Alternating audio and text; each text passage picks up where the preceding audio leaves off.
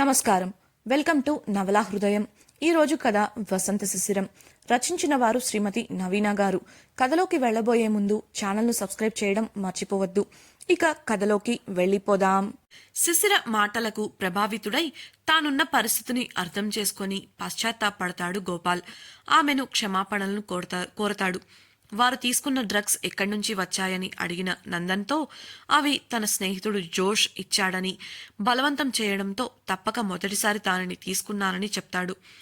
అతని కళ్ళలోకి చూసిన నందన్ నిజమే చెప్తున్నాడని అర్థమై వదిలేశాడు. ఓనర్ కోపంగా గోపాల్ మెడ పట్టుకుని లాక్కెళ్లి గోపాల్ తండ్రి ముందు నిలబెడతాడు. అప్పటికే బయట ఉన్న వారంతా కంగారుగా ఎదురుచూస్తుంటారు. ఓనర్ చూపుల ద్వారా పరిస్థితి విషమం కాలేదని అర్థం చేసుకున్న గోపాల్ తండ్రి ఎదురుగా తలదించుకొని నిలబడిన కొడుకును దవడ పగలగొట్టాడు. అప్పటిదాకా గోపాల్ గురించి ఆయన పడిన కంగారు, ఆందోళన ఈ విధంగా కోపం రూపంలో బయటపడింది. గోపాల్ తల్లి ఆవేశంగా, ఏం చేస్తున్నారండి మీరు? వయసుకు వచ్చిన బిడ్డను పట్టుకుని ఇలా ఎవరైనా కొడతారా అంది. అందుకు అతడు కోపంగా ఆమెను చూస్తూ వేలు చూపిస్తూ, నువ్వు నోర్మోసుకో, ఇంకొక మాట మాట్లాడావంటే నీ పళ్ళు రాలగొడతాను అని హెచ్చరించి గోపాల్ను సూటిగా చూసి ఓనర్తో, ఇక వీడిక్కడ ఉండటానికి వీల్లేదు, ఎంత ఖర్చైనా పర్లేదు, వెంటనే వీడిని ఫారెన్ పంపించేస్తాను బావా అన్నాడు. ఏదో చెప్పడానికి ప్రయత్నించిన భార్యను గమనించి గట్టిగా, ఇక ఇదే నా ఆఖరి నిర్ణయం, నా నిర్ణయాన్ని కాదంటే నిర్మోహమాటంగా ఇంట్లోంచి వెళ్ళిపోవచ్చు అని గంభీరంగా వచ్చిన అతని స్వరానికి ఆమె భయంతో వెనుకడుగు వేసింది. గోపాల్ తండ్రి కళ్ళల్లో మిగతా వాళ్లకు కోపం, ఆవేశం కనిపిస్తుంటే సుశిర, నందన్, ఓనర్లకు మాత్రం గోపాల్పై ఉన్న ప్రేమ కనిపిస్తుంది.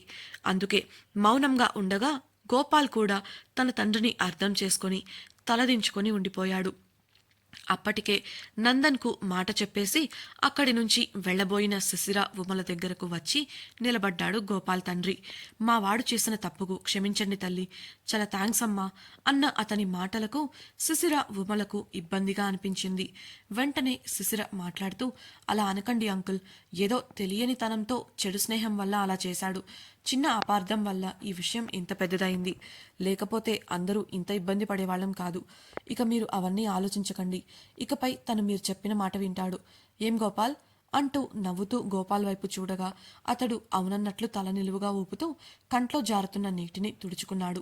గోపాల్ తండ్రి కూడా గోపాల్ను చూసిన తర్వాత శిశిర వైపు అభిమానంగా చూస్తూ తలపై చేయి వేసి, శిశిర, ఉమలను దేవుడు మిమ్మల్ని చల్లగా చూడాలి అని దీవించాడు. అతడి కళ్లల్లో ఉన్న సంతోషాన్ని గమనించిన వారందరి పెదవులపై చిరునవ్వు చేరింది.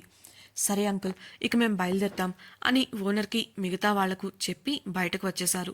స్టేషన్ నుంచి బయటకు వచ్చిన తర్వాత ఇద్దరు రోడ్డుపై నడుస్తుండగా అలసటగా అనిపించి శిశిర ఒళ్ళు విరుచుకుంటూ, అబ్బా బాగా టయర్డ్గా ఉందే బాబు అంటూ చుట్టూ చూస్తుండగా అక్కడికి దగ్గరలో రోడ్డుకు అవతలి వైపు ఉల్లిపాయ బజ్జీల బండి కనిపించింది.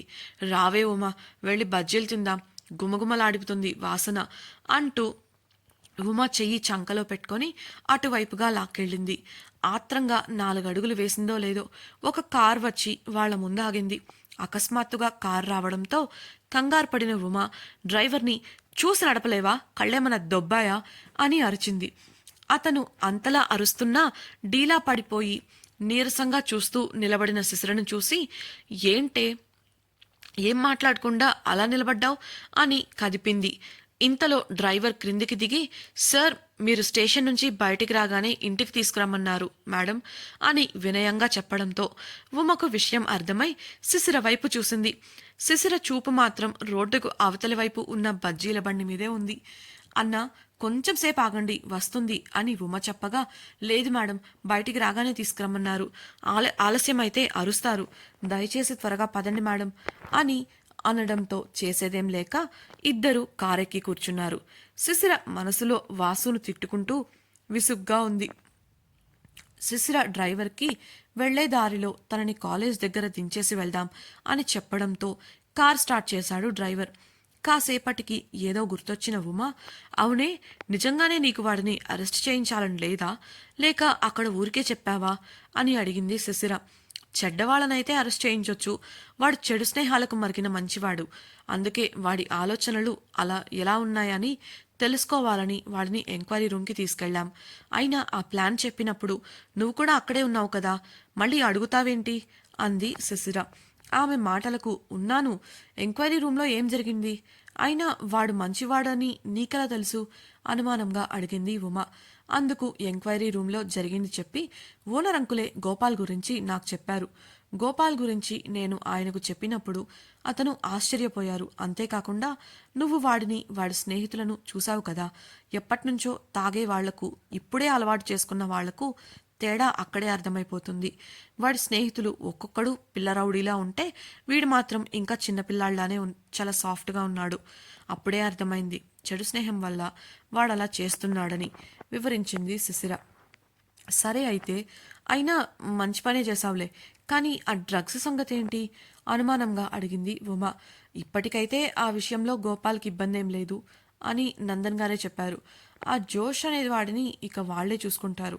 అయినా ఇక ఈ విషయంతో మనకు సంబంధం లేదు, వదిలేవే బాబు అంటుండగానే కార్ యూనివర్సిటీ గేట్ దగ్గర ఆగింది. కిందికి దిగిన ఉమ కార్ డోర్ మూసి కిటికీలోంచి లోపలికి చూస్తూ, శిశిర, నీకు బజ్జీలు కావాలా అని అడిగింది. అవునే అని ఆశగా అడిగిన శిశిరకు, వెళ్ళి మీ ఆయన్నడుగు తెచ్చిస్తారు అని కొంటెగా అన్న ఉమను కోపంగా, ఏయ్ దొంగం హొందానా నిన్ను అని చేతులు బయటపెట్టి ఉమ పీక పట్టుకోబోయింది శిశిర. అన్నా త్వరగా వెళ్ళండి అని ఉమ డ్రైవర్కి చెప్పగా కార్ ముందుకు కదలడంతో కోపంగా కిటికీలోంచి బయటకు చూస్తూ, రేపు దొరక్కపోవు అని చూపుడు వేలు చూపిస్తూ హెచ్చరించింది శిశిర. ఆమెను చూసి గట్టిగా నవ్వేసింది ఉమ. యూనివర్సిటీ నుంచి కార్ దూరంగా వెళ్లిపోవడంతో సర్దుకొని మామూలుగా కూర్చున్న శిశిర బిక్కముఖం వేసింది. మనసులో ఈ పెళ్ళేంటో మొగుడేంటో, ప్రశాంతంగా నచ్చింది తినడానికి కూడా లేదు, నచ్చిన పని చేయడానికి లేదు, కర్మ అని తల కొట్టుకుంటూ బయటకు చూసింది. నెమ్మదిగా చిరుజల్లులు మొదలవడంతో కార్ అద్దాలు మూసేసి ఇయర్ ఫోన్స్ పెట్టుకొని కళ్ళు మూసుకొని పాటలు వినడం మొదలుపెట్టింది. అలా వింటూనే నిద్రలోకి జారుకుంది శిశిర.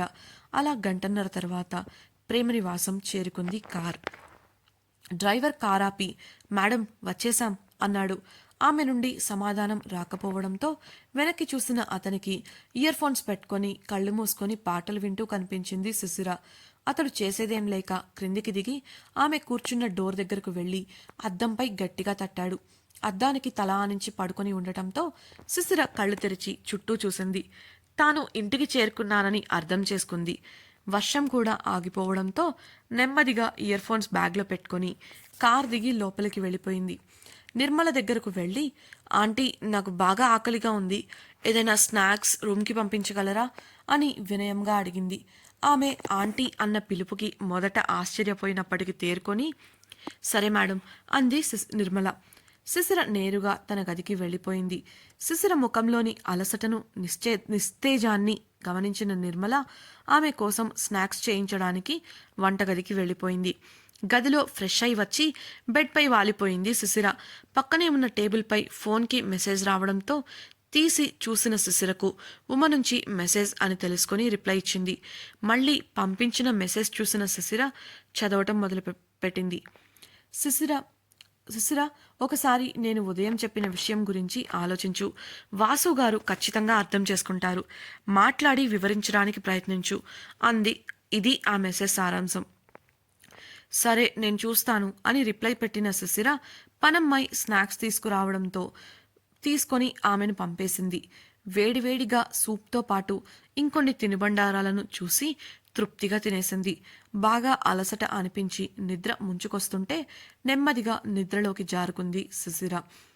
తన క్యాబిన్లో సీరియస్గా ఫైల్స్ చూస్తూ సంతకాలు చేస్తూ ఉన్నాడు వసంత్. అప్పుడే ఇంకొన్ని ఫైల్స్తో పాటు లోపలికి వచ్చిన కిషోర్ ఫైల్స్ వసంత్ ముందు పెట్టాడు. ఆ ఫైల్స్ వివరాలను వసంత్కి చెప్పి తిరిగి వెనక్కి వెళ్లబోతుండగా, ఇప్పుడేదైనా ముఖ్యమైన పని ఉందా అడిగాడు వసంత్.